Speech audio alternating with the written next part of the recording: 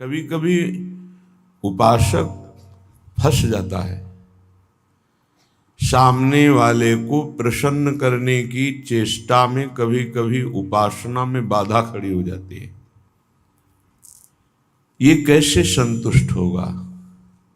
ये बहुत बड़ी कमी है।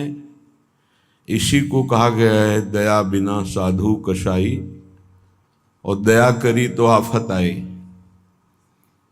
सामने वाले को परमार्थ का उपदेश करके दूर हट जाना चाहिए।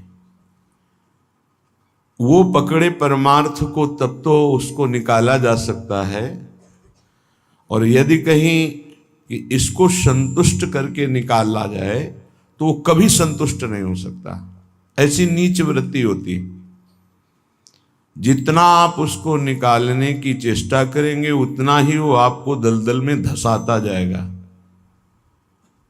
ये प्रकृति का सिद्धांत है, इसलिए उपासक को निरपेक्ष रहना चाहिए, किसी की अपेक्षा नहीं रखनी चाहिए। ये अनुभूत बात कह रहे हैं। जो संतों से अनुभूत है वही हृदय में अनुभव में आता है। उपासक को यदि कभी ऐसा अवसर मिले कि किसी को भगवत मार्ग में बढ़ाना है तो वो ये ध्यान रखे कि हमें अपने को बचा करके इसको निकालना है।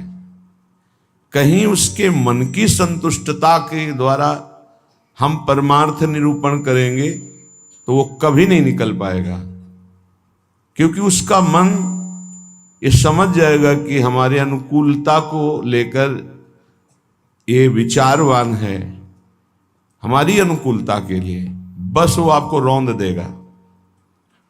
और परमार्थ का उपदेश दिया और निरपेक्ष हो गए और वो आप पर आसक्त होता चला जा रहा है, वो निकल जाएगा। त्रुटि यही हो जाती है उपासक से कि इसको कैसे संतुष्ट करूं, वहीं उसका पतन हो जाता है। पतन अपने आराध्य देव का चिंतन छोड़कर मांस के लोथड़े शरीरों का चिंतन होने लगता है। ये कैसे राजी रहे, वो कैसे राजी रहे, परिवार कैसे राजी रहे, भगत कैसे राजी रहे। निकले थे हरि को राजी करने के लिए और हो गया प्रपंच को राजी करना। ये बहुत सूक्ष्म बात है। ये शास्त्र सम्मत और हृदय सम्मत बात है, दोनों की अनुभूति। यदि भगवत मार्ग में आगे बढ़ना है तो किसी को संतुष्ट करने का भाव खत्म कर दे। शास्त्र सम्मत उपदेश है, पकड़ना है पकड़ो, नहीं पकड़ना है तो डूबो। तभी आप परमानंद का अनुभव कर सकते हैं, नहीं तो आपको फंसा लिया जाएगा। ये सूत्र उड़िया बाबा का है, दया बिना साधु कसाई और दया करी तो आफत आई। बीच में समझो, दया नहीं तो साधु कैसा, और दया की तो फंस गए। तो कौन सी दया आपका परम कल्याण में सहयोग कर सकती है? जो याद को ना नष्ट कर पावे। दया का उल्टा है याद। जो भगवत स्मृति में बाधा पहुंचा दे, ऐसी दया में आग लगे। भगवत स्मृति युक्त प्रियता प्रभु के चरणों में और दया जड़ चैतन्य में, तब तो निकल जाओगे। और अगर भगवत स्मृति को दया ने तोड़ दिया और उसकी स्मृति चल रही तो दुर्गति पक्की है। हिरण में इतनी स्मृति आ गई कि हरि स्मृति गई तो अगला जन्म ऐसे महापुरुष का पशु रूप में हो गया, मृग रूप में। तो बहुत सावधानी का ये परमार्थ मार्ग है। कभी कभी दया में चूक हो जाती है। ये दया बहुत बड़ी दैवी संपदा है, कोई साधारण नहीं है। महापुरुष अपने कल्याण की बात ना देखते हुए सामने वाले का कैसे मंगल हो, इस बात पर विचार युक्त रहते हैं। पर साधक को बहुत सावधान रहना चाहिए। इस दया रूपी सद्गुण से बचना चाहिए। ध्यान से इसको पकड़ लीजिए। दया रूपी सद्गुण से बचना चाहिए जब तक भगवत प्राप्ति ना हो जाए। दूर से दया का भाव, दूर से हृदय में कहीं इसका भाव प्रवेश हो गया कि इस पर दया करनी है, हम बड़े दयालु हैं, तो फंसा फंसाया है। भजन करने से हृदय बड़ा द्रवित हो जाता है। द्रवित हृदय में करुणा और दया की लहरें उठती रहती हैं। उसको लगता है क्या दे दूं, क्या कर दूं, कैसे ये भगवान में लग जाए। अच्छी बात है, पर व्यवहार में ये तुम्हारी बात कोई जान गया कि तुम इतने दयालु हो तो दुरुपयोग कर देगा, तुम्हारी इस दया का दुरुपयोग हो जाएगा। बहुत अच्छे से इसको समझ के बोल रहे हैं। इसलिए चाहे गृहस्थ हो चाहे विरक्त हो, यदि भगवत प्राप्ति करनी है तो दया रूपी सद्गुण को हृदय में दबा दो। बाहर से निरपेक्ष और उदासीन रहो। जब कभी भगवान ऐसी सामर्थ्य दें तो निरपेक्ष होकर के उससे कोई आसक्ति न रखते हुए उपदेश कर दिया और दूरी बनाए। नजदीकी बनाया तो फंसे, ये ऐसे है प्रपंची। नजदीकी बनाया तो फंसे, और फंसे तो तुम्हारी निंदा ये करेंगे, तुम्हारे ही विपरीत चलेंगे। बहुत सावधान। जैसे डूबने वाले को बचाने वाला जाए और चतुर तैराक ना हो, चतुर इसलिए कि अपने को बचा ले, तैराक इसलिए कि उसको भी निकाल ले, तो डूबने वाला पहला काम करता है बचाने वाले को डुबोता है और ऊपर उठ के सांस लेना चाहता है। बस ऐसे ही बहुत समुद्र में, प्रपंच में कामी क्रोधी लोभी ऐसे जो जन डूबे हुए हैं, साधु का कर्तव्य है उनको निकालना, पर परम प्रवीणता पूर्वक अपने को बचाते हुए, नहीं तो पक्का डूब जाएगा। पक्का अनुभव की बात है। संतों की जो बातें होती है छाती की बातें होती, पढ़ी लिखी बातों में उतना प्रभाव नहीं पड़ता जितना हृदय की अनुभूत बातों पर पड़ता है। फिर अनुभव होगा कि बड़ा इष्ट कठोर है, वो हमारी रक्षा नहीं की, हमको बचाया नहीं, हम संकट में फंस गए। तो इष्ट शास्त्रों में संतों के रूप में, गुरुदेव के रूप में उपदेश करते हैं। निरपेक्षम मुनिम शांतम निर्वैरम समदर्शनम। कहां यहां ऐसा लिखा है कि तुम ऐसी दया करो कि उसी का चिंतन करने लगो, उसी के गले लग जाओ, उसी को अपना मान लो? कहां लिखा है? निरपेक्षम, किसी की अपेक्षा नहीं। हम उपदेश कर रहे हैं, उसको पकड़ो तो आओ, जैसे हम चाहें वैसे चलो तो आओ, नहीं तो जाओ। भगवान का ही सब बनाया हुआ खेल है, भोगो खेलो, नरक जाओ स्वर्ग जाओ, तुम्हारी रुचि। अगर मुक्त होना चाहते हो तो आज्ञा का पालन करो, निरपेक्ष रहे। निरपेक्षम मुनिम, मननशील, एक क्षण भी अपने प्रभु को ना छोड़े। इस संसार का सूत्र है। यदि आप निरपेक्ष रहे तो आपकी चरण धूल माथे पे चढ़ाएगा और आपकी आज्ञा का पालन करेगा। और यदि आपने दुलार कर दिया, उसको अपेक्षा कि ये भगवान को प्राप्त हो, ऐसी चेष्टा करके दुलार कर दिया, तो वो तुम्हारी बात को रौंद देगा। सामने वाला यदि अपना परिवर्तन नहीं चाहता तो पूरा जीवन संग दे दो तो भी उसका परिवर्तन नहीं होने वाला। अगर परिवर्तन चाहता है तो दूर से एक शब्द सुनकर उसका परिवर्तन हो जाएगा। साधु बहुत सावधान। बड़े बड़े जो संत अनुभव करके बोल गए हैं, वो अपने अनुभव से बोल रहे हैं, अपने हृदय की बात बोल रहे हैं। आप पकड़ लोगे तो आपका चिंतन नहीं बर्बाद होगा, वो अनुभूत बात आपको माया से बचा लेगी। सदैव अपने इष्ट देव के विचार में रहना चाहिए। भूल ये हो जाती है कि हम उसे प्रभु न मानकर उसका कल्याण करने का ठेका ले लेते हैं। हम इसका उद्धार कर सकते हैं, भूल हो गई। हमारे प्रभु आए शिष्य का रोल करते हुए, स्वांग करते हुए, तो स्वांग मात्र करना गुरु का असली बात नहीं है। गुरु शिष्य एक ही परमात्मा तत्व विराजमान है, असली बात है। ये भूल हो जाती है। कैसे ये संभले, कैसे ये दुखों से निवृत्त हो, कैसे भगवान को प्राप्त हो। थोड़ा बस उसके अनुकूल हो गए, वो तुम्हारी हर बात रौंद देगा, तुम्हें सेवक बना देगा, अपना गुलाम बना देगा। मान लेना हमारी बात, दिमाग में लिख लेना। एक साधारण विषयी आदमी तुम्हें अपना गुलाम बना सकता है। कैसे? उसकी अनुकूलता को यदि तुमने परोसा, बस वो तुम्हारी आज्ञा का उल्लंघन कर देगा। ऐसे सात्विक जन बहुत कम होते हैं जो ये बात सोचे कि ये किसी की तरफ देखते नहीं, किसी से बोलते नहीं, इन्होंने हमारी तरफ देखा, हमसे बोले, बात किया, अहो भाग्य। यह हम अपने अनुभव की बात और संतों के अनुभव की बात करते हैं जो माया मुक्त हैं। किसी को उपदेश देकर निरपेक्ष हो जाना, यही उसके कल्याण का स्वरूप है। उसको दुलार करना अपने और उसके दोनों के पतन का रास्ता है पक्का। संसार में कहीं कोई भी यदि भगवत मार्ग में चलना चाहता है तो वो शब्द पकड़कर निकल जाएगा माया से।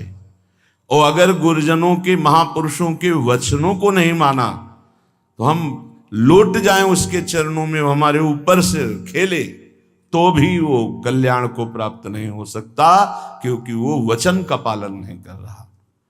गुरुजनों का उदास रहना हमारे लिए अत्यंत आवश्यक है, क्योंकि जब वो उदासीन होकर तिरछी चितवन से देखते हैं तो हृदय थर्रा जाता है और धर्म पूर्वक चलता है। और जब गुरुदेव मुस्कुरा देते हैं तो उसका उल्टा फल होता है, हमें गर्व हो जाता है और हम उनकी आज्ञा का उल्लंघन कर देते हैं। ये संसार सद्गुरु स्वरूप है, ये पूरे जीवन शिक्षा देता रहता है। इसलिए हम बैरागी, भगवत मार्ग के अनुरागी या गृहस्थ में जो वैष्णवजन हैं, उनको ये जो दूसरों को उपदेश देना, दूसरों के कल्याण का ठेकेदार बन जाना, ये बहुत ही घातक खेल है। प्रवचन करना, उपदेश करना, दूसरों के मन को संतुष्ट करना, ये बहुत ही घातक खेल है भगवत प्राप्ति में। तब तक मुंह नहीं खोलना चाहिए जब तक स्वयं साक्षात्कार भगवान का न कर ले, नहीं तो मिटिया मेट साधना को करने के लिए ये माया प्रपंच बहुत विचित्र है। उस समय आपको अनुभव होगा कि भगवान बहुत कठोर हैं, हमारी बात नहीं सुनते, हमें बचाया नहीं, इसीलिए पहले भगवान संत और शास्त्रों के रूप में बोल दिए हैं, ऐसा करोगे तो परिणाम ऐसा होगा। सावधान, तब तक कभी किसी को शिष्य ना बनावे जब तक स्वयं भगवत प्राप्त ना हो जाए। तब तक कभी प्रवचन उपदेश ना करे जब तक स्वयं प्रवचन उपदेश का आचरण जीवन में उतर ना जाए। जब सामने वाले में भगवान का दर्शन हो तो फिर स्वांता सुखाए तुलसी रघुनाथ गाथा। अपने अंतःकरण में भगवत प्रेम उल्लसित होते हुए भगवत चर्चा, ये आत्म सुख के लिए है। नहीं तो बाधा पड़ जाएगी, पक्का बाधा पड़ जाएगी। इष्ट का चिंतन छूट करके इसको कैसे प्रसन्न करें, इसको कैसे राजी करें, इसको कैसे दुलार करें, बस इसी में अब आप विचार करो। एक संसार त्यागी वैरागी, भगवान के मार्ग का पथिक प्रपंचिक, शरीराभिमानी भोगी विषयी पुरुषों के संतुष्टता के लिए वो विचारवान हो गया। ये विचार है गलत। तुम्हारे विचारों का उनके विचारों में प्रवेश हो जाए और वो तुम्हारे विचार में मगन रहे, तब उनका कल्याण होगा। तुम अपने विचारों को दबाकर उनके विचार में मगन हो गए, तुम्हारा पतन हो जाएगा। इसीलिए प्रचार प्रसार के लिए सिद्ध पुरुषों का अधिकार है। श्री वृंदावन दास जी महाराज विचारत ऐसे ही दिन जात, रात दिन इसी विचार में मगन रहो। श्यामा श्याम का नाम, श्यामा श्याम का रूप, श्यामा श्याम की लीला। कब मिली हो ब्रज जीवन प्यारे, गोरे सावल गात, विचारत ऐसे ही दिन जात। उपासक का कैसे दिन जाता है, कैसे रात जाती है। विचारत ऐसे ही दिन जात, कब मिली हो ब्रज जीवन प्यारे, कब मिली हो, कब मिली हो, विचारत ऐसे ही दिन जात, कब मिली हो ब्रज जीवन प्यारे, गोरे सावल गात, विचारत ऐसे ही दिन जात। कब मिलोगे? इतने दिन हो गए अभी तक साक्षात्कार नहीं हुआ। आज का दिन गया, आज की रात गई, फिर दिन आया, प्रभु कब मिलोगे, कब मिलोगे? ये व्याकुलता, यहां दूसरे के चिंतन की कोई गुंजाइश नहीं है। दया से चिंतन में फिसला साधक। ये हिरण का बच्चा मर जाएगा अगर हम इसकी रक्षा नहीं करेंगे। चलो ठीक, बाहर निकाल लिया, अब इसका पालन पोषण करना, चलो ये भी ठीक। 10-5 दिन में छोड़ देते, नहीं, गले लगा लिया, अगला जन्म हिरण का हो गया।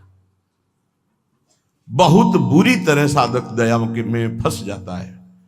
आसपास ऐसा जाल बिछ जाता है कि निकलना मुश्किल हो जाता है। दया से बहुत बचो, ये भागवतिक सद्गुण है, आता है हृदय में, द्रवित होता है हृदय। जहां दूसरों का चिंतन हुआ तहां चिंतन अपना बदल जाता है। फिर क्या होता है?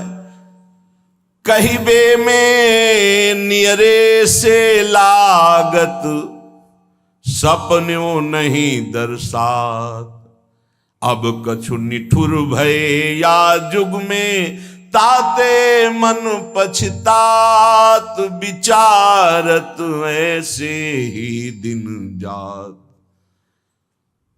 वो बातें तो प्रभु की करता है, लेकिन ऐसा अनुभव में नहीं है। बहुत दूर प्रभु होते हैं। कहीं बे में नियरे से लागत, सपन्यों नहीं दर्शात। स्वप्न में भी प्रभु नहीं आते। क्यों? गजब की बात है, साधक जीवन भर चिंतन को संभालता रहता है। दूसरे पर दया करके वो अपने कीमती चिंतन को दे दिया है, वो समझ नहीं पाता क्या हमारे से इनको मिल रहा है।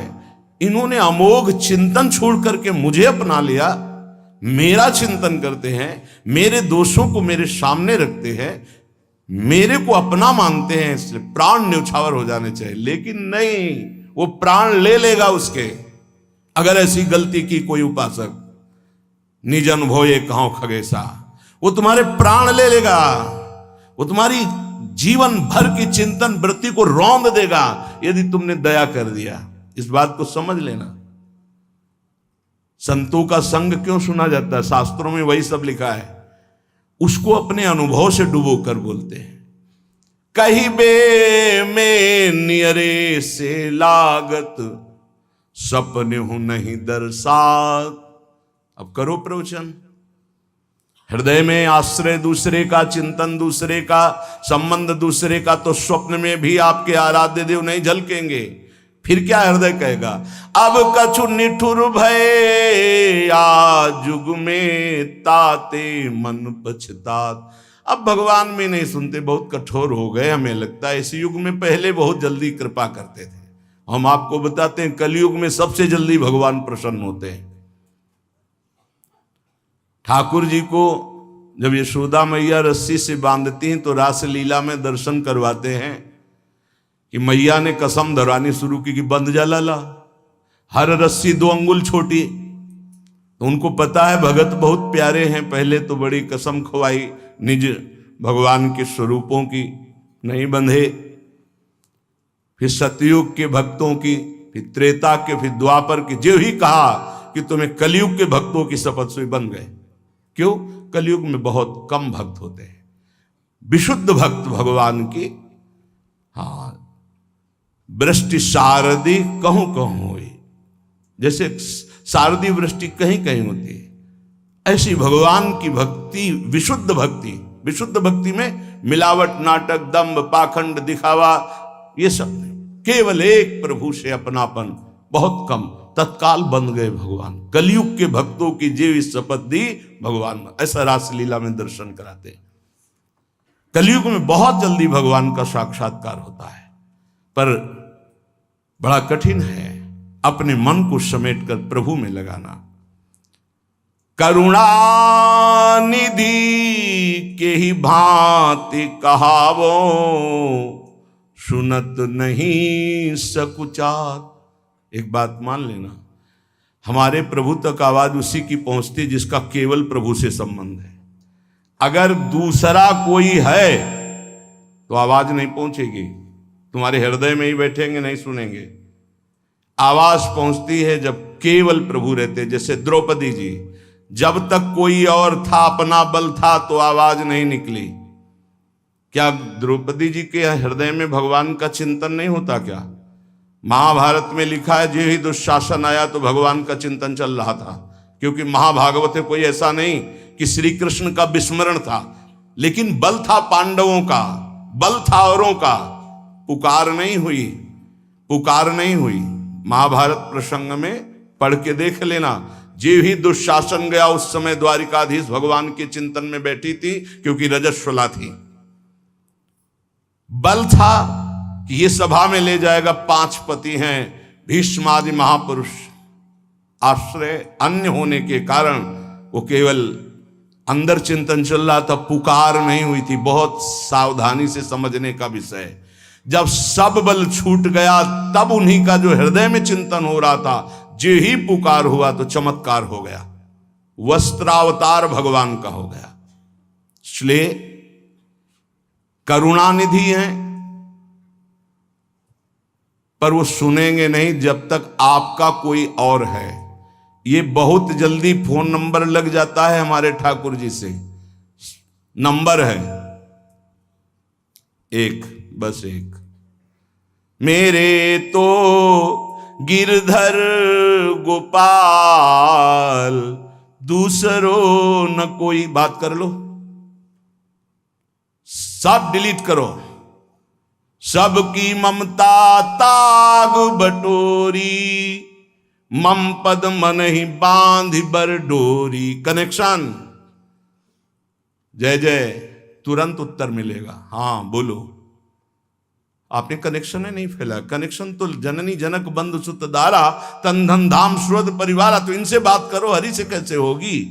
हरि से बात करने के लिए एक ठसक हमारे माई श्यामाजू को राज, एकमात्र प्रियाजू से अपनापन।